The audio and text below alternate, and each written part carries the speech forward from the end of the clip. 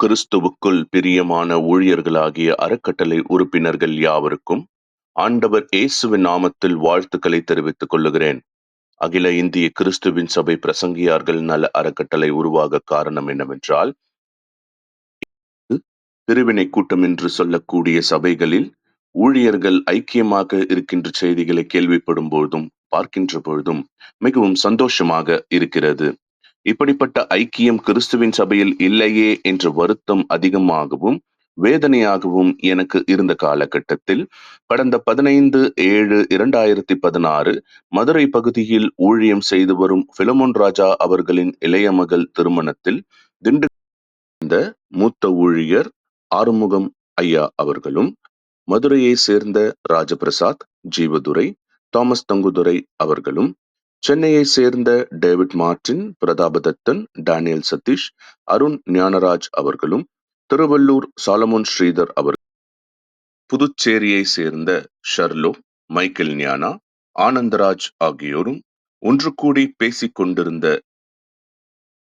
மதுரை சாந்திநகர் ஊழியர் ராஜபிரசாத் அவர்கள் வீட்டில் ஒன்று கூடி ஆலோசனைகள் மற்றும் வேதனைகளை பகிர்ந்து கொண்ட பிறகு, கிறிஸ்துவின் சபையின் ஊழியர்களுக்கென்று ஒரு ஐக்கியம் வேண்டும் என்றும் அதனை அறக்கட்டளையாக பதிய வேண்டும் என்றும் முடிவெடுக்கப்பட்டது. அதன் பிறகு 7/9/2016 அன்று சென்னையில் எருக்கஞ்சேரி கிறிஸ்துவின் சபையார் கூடும் இடத்தில் ஆலோசனை கூட்டம் நடைபெற்றது.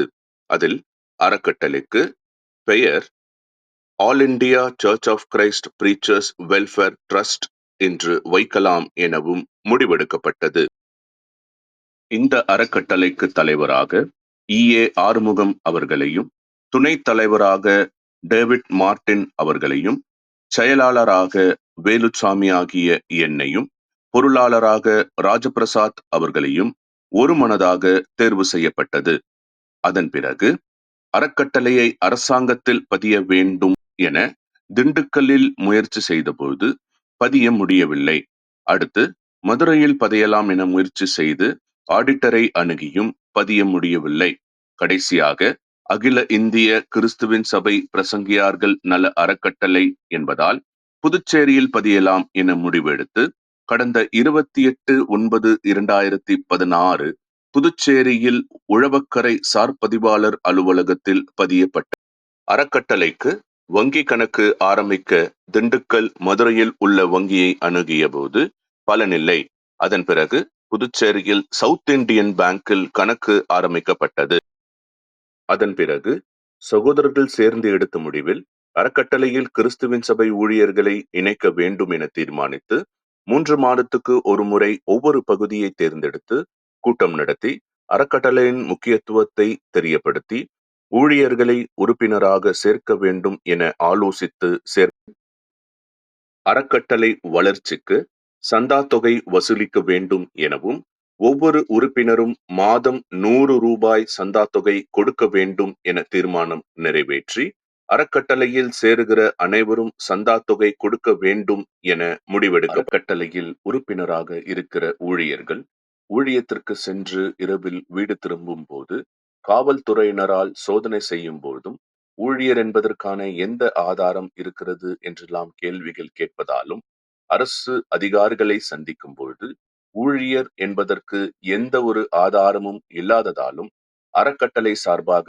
அடையாள அட்டை கொடுக்க வேண்டும் என ஆலோசனைகள் செய்யப்பட்ட அந்த கூட்டத்தில் துணை பொருளாளராக மதுரை அண்ணா நகரில் ஊழியம் செய்து வரும் ஊழியர் தாமஸ் தங்குதுரை அவர்கள் நியமிக்கப்பட்டார். 3 மாதத்துக்கு ஒரு முறை நடக்கக்கூடிய ஆலோசனை கூட்டங்கள் மாவட்ட ரீதியாக நடத்தலாம் எனவும், மாவட்ட ரீதியாக பொறுப்பாளர்களை நியமித்து அறக்கட்டளையை வளர்ச்சி பாதைக்கு கொண்டு செல்ல தீர்மானம் கடந்த 7/6/2017 நாமக்கல் மாவட்டம் குமாரபாளையம் கிறிஸ்துவின் சபையார் கூடுமிடத்தில் நடந்த ஆலோசனை கூட்டத்தில் மாவட்ட பொறுப்பாளர்கள் நியமிக்கப்பட்டனர். நாமக்கல் மாவட்டம் சேகர், மதுரை மாவட்டம் மைக்குல் அற்புதராஜ், திருவள்ளூர் மாவட்டம் சாலமோன் ஸ்ரீதர், விழுப்புரம் மாவட்டம் சரவணன், ஈரோடு மாவட்டம் KM பிலிப், சேலம் மாவட்டம் ரமேஷ், நீலகிரி மாவட்டம் ஜான் வெஸ்லி, திருப்பூர் மாவட்டம் ஜேம்ஸ் வில்லியம், திருச்சி மாவட்டம், சென்னை மாவட்டம் நதானியேல், கடலூர் மாவட்டம் எபினேசர், புதுச்சேரி மாநிலம் ஷர்லோ என்பவர்கள் மாவட்ட மாநில பொறுப்பாளர்களாக நியமிக்கப்பட்டனர்.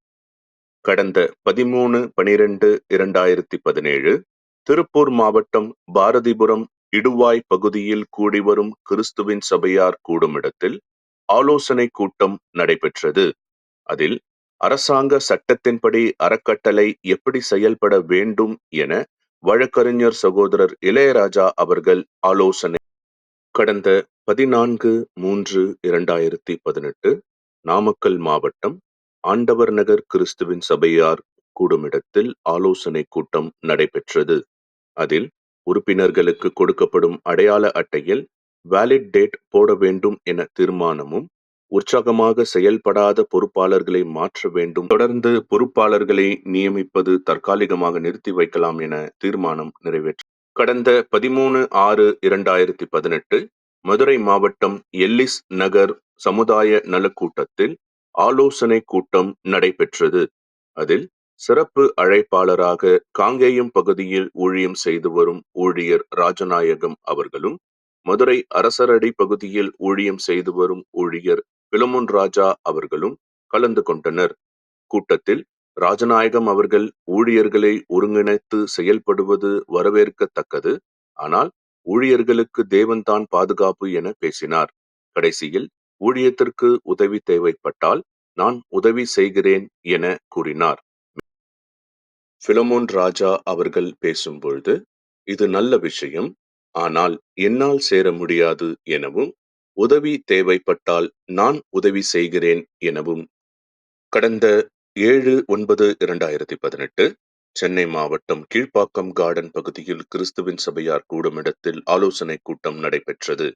கூட்டத்தில் கிறிஸ்துவின் சபை ஊழியர்களுக்கு பிறந்த நாள் நிகழ்ச்சி, நிச்சயதார்த்த நிகழ்ச்சி, திருமண நிகழ்ச்சி, அடக்க காரியம், ஆறுதல் கூட்டம், புதிய வீடு, சபை திறப்பு விழா நிகழ்ச்சி, சபையில் மூப்பர்களை உருவாக்குதல், ஊழியர்களின் தனிப்பட்ட வாழ்க்கை, ஊழியம் என அடங்கிய ஊழியர்கள் கையேடு புத்தகம் கடந்த 19/9/2018 அன்று நாமக்கல் மாவட்டம் பரமத்திவேலூர் பகுதியில் ஊழியம் செய்து வரும் ஊழியர் சாமுவேல் அவர்களிடம் RSS அமைப்பினர் பிரச்சனை செய்து சபையில் உள்ள பொருட்களை சேதப்படுத்தியதை கண்டித்து நாமக்கல் மாவட்டம் பரமத்திவேலூர் காவல் நிலையத்தை முற்று சம்பந்தப்பட்டவர்கள் மேல் வழக்கு பதியப்பட்டது. மேலும் அறக்கட்டளையில் உள்ள சகோதரர்கள் மூலம் சபை சீரமைப்பதற்கு ரூபாய் 25,000 கொடுக்கப்பட்டது. கடந்த 6/3/2019 கேரளா மாநிலம் எர்ணாகுளம் பகுதியில் கிறிஸ்துவின் சபையார் கூடுமிடத்தில் ஆலோசனை கூட்டம் நடைபெற்றது. கூட்டத்தில் தனி நபர்களிடம் வசூலிக்கும் உதவிகளை பெற்றுக்கொண்டு அறக்கட்டளை சார்பாக செய்ய வேண்டும் என தீர்மானம் நிறைவேற்றப்பட்டது. அறக்கட்டளையில் நடக்கும் செயல்பாடுகளை தெரிந்து கொள்ள வாட்ஸ்அப் உருவாக்க வேண்டும் என 13/5/2019 அன்று வாட்ஸ்அப் ஆரம்பிக்கப்பட்டது. கடந்த 27/9/2020 அன்று திருவள்ளூர் மாவட்டம் மெய்யூர் பகுதியில் ஊழியம் செய்த ஊழியர் நேசராஜ் அவர்கள் கொரோனாவால் கர்த்தருக்குள் மரித்தார். அவருக்காக அறக்கட்டளையில் உள்ள ஊழியர்கள் ரூபாய் 1000-500 என சேகரித்து அறக்கட்டளை சார்பாக முதலாக இறப்பு உதவி ரூபாய் 40,000 கடந்த 4/12/2020 அன்று சென்னை குறுக்குப்பேட்டை பகுதியில் கிறிஸ்துவின் சபையார் கூடுமிடத்தில் ஆலோசனை கூட்டம் நடைபெற்றது. கூட்டத்தில் அறக்கட்டளையில் உள்ள திருமணமாகாத ஊழியர்கள் மற்றும் ஊழியர்களின் பிள்ளைகளின் திருமணத்திற்கு உதவி கொடுக்க வேண்டும் என தீர்மானம் கடந்த 8/3/2021 அன்று சென்னை மாவட்டம் மடுமா நகரில் கிறிஸ்துவின் சபையார் கூடுமிடத்தில் ஆலோசனை கூட்டம் நடைபெற்றது. கூட்டத்தில் 3 மாதத்துக்கு ஒருமுறை நடைபெறும் கூட்டம் இல்லாமல் வருடத்துக்கு ஒருமுறை பொதுக்குழு கூட்டம் நடத்தலாம் என முடிவெடுக்க கடந்த 7/12/2021 அன்று மதுரை மாவட்டம் அரசரடி கிறிஸ்துவின் சபையார் கூடுமிடத்தில் பொதுக்குழு கூட்டம் முதலாக நடைபெற்றது. கூட்டத்தில் வருடந்தோறும் ஆண்டு இறுதியில் பொதுக்குழு கூட்டம் நடத்தலாம் என முடிவெடுக்கப்பட்டது. ஊழியர்கள் யாராவது பிள்ளைகளை 5 வருடத்திற்கு மேலாக வளர்த்தால் அவர்களுக்கும் திருமண உதவி கொடுக்கலாம் என முடிவெடுத்து புதுச்சேரியில் உள்ள ஆனந்தராஜ் அவர்களுக்கு முதலாக கொடுக்கப்பட்டது. மேலும் அனைத்து உறுப்பினர்களும் தவறாமல் பொதுக்குழு கூட்டத்தில் கலந்து கொள்ள வேண்டும் என தீர்மானம் நிறைவேற்றப்பட்டது. ஒவ்வொரு மாவட்டத்திற்கும் தனித்தனியாக வாட்ஸ்அப் குழு ஆரம்பிக்கலாம் எனவும், மாவட்ட ரீதியாக பொறுப்பாளர்களை மறுபடியும் நியமிக்கலாம் என ஆலோசனை நிறைவேற்றப்பட்டது. அதன் அடிப்படையில் நாமக்கல் மாவட்டம் சேகர், மதுரை மாவட்டம் கிங்ஸ்லி, திருவள்ளூர் மாவட்டம் அருள் டானியல் மற்றும் வில்சன், ஈரோடு மாவட்டம் தங்கராஜ் மற்றும் துரையன், சேலம் மாவட்டம் ராஜ்குமார், திருப்பூர் மாவட்டம் சூர்யா மற்றும் சதீஷ்குமார், செங்கல்பட்டு மாவட்டம் தனியரசு மற்றும் மனுவேல், சென்னை மாவட்டம் புதுச்சேரி மாநிலம் ஷர்லோ என்பவர்கள் மாவட்ட மாநில பொறுப்பாளர்களாக நியமிக்கப்பட்டார்கள். தமிழ்நாடு உபதேசியார் நல வாரியத்தில் கிறிஸ்துவின் சபை ஊழியர்களை பதிவு செய்து உதவிகள் பெற அறக்கட்டளை நடவடிக்கை எடுக்க வேண்டும் என ஆலோசிக்கப்பட்டது.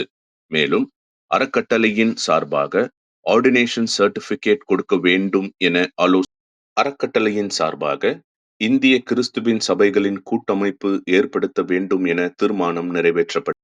அறக்கட்டளையை மேலும் வளர்ச்சி பாதைக்கு கொண்டு செல்ல மாவட்ட ரீதியாக செயல்பட ஊழியர்கள் நதானியேல் அவர்களும் பிலமோன் அவர்களையும் அகில இந்திய கிறிஸ்துவின் சபை பிரசங்கியார்கள் நல அறக்கட்டளைக்கு துணை தலைவர்களாக நியமிக்கப்பட்டது.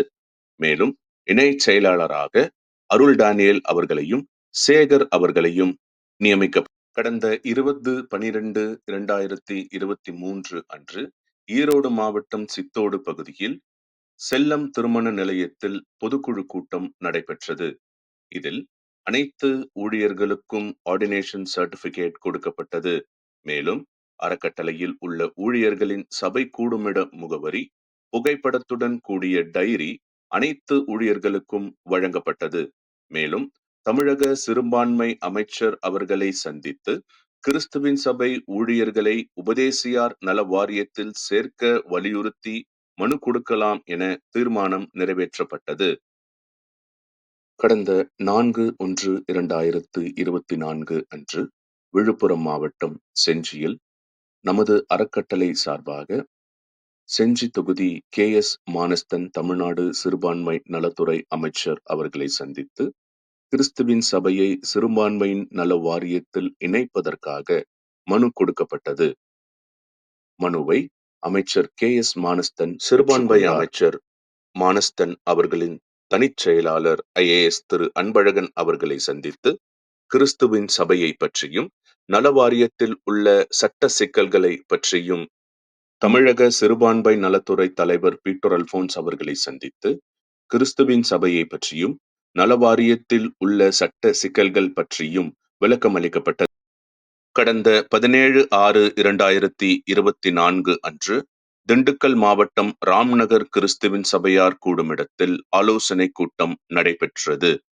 கூட்டத்தில் அறக்கட்டளையில் உள்ள உறுப்பினர்கள் 70 வயதை பூர்த்தி அடைந்தவர்களாயிருந்தால் சந்தா தொகை கட்ட தேவையில்லை என தீர்மானம் தமிழக உபதேசியார் நல வாரியத்தின் விண்ணப்பம் அனைத்து ஊழியர்களுக்கும் தலைவர் கையொப்பம் போட்டு கொடுக்கப்பட்டது.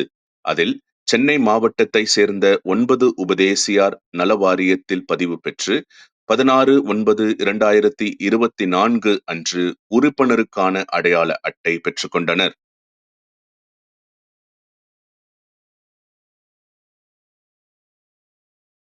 அறக்கட்டளையில் உள்ள ஊழியர்களின் மனைவி இறந்தால் அறக்கட்டளை சார்பாக 10,000 ரூபாய் கொடுக்கலாம் என ஆலோசனை செய்யப்பட்டது. அதனைத் தொடர்ந்து கர்நாடகா மாநிலம் RS புரத்தில் ஊழியம் செய்து வரும் ஊழியர் இமானுவேல் அவர்களின் மனைவி மனோதயா அவர்களின் மரண உதவியாக 9/6/2025 அன்று 10,000 ரூபாய் இறுதியாக அறக்கட்டளை ஆரம்பித்து 9 ஆண்டுகள் நிறைவடைந்து 10ஆம் ஆண்டிற்குள் அடியெடுத்து வைக்கிறோம். பொதுக்குழுவை சிறப்பாக நடத்த வேண்டும் என்ற அடிப்படையில் காஞ்சிபுரத்தில் இன்று நாம் கூடியிருக்கிறோம். இந்த கூட்டத்தையும் இந்த அறக்கட்டளையையும் தேவன் சிறப்பாக வழிநடத்துவார் என்று தேவனை பிரார்த்திக்கிறோம்.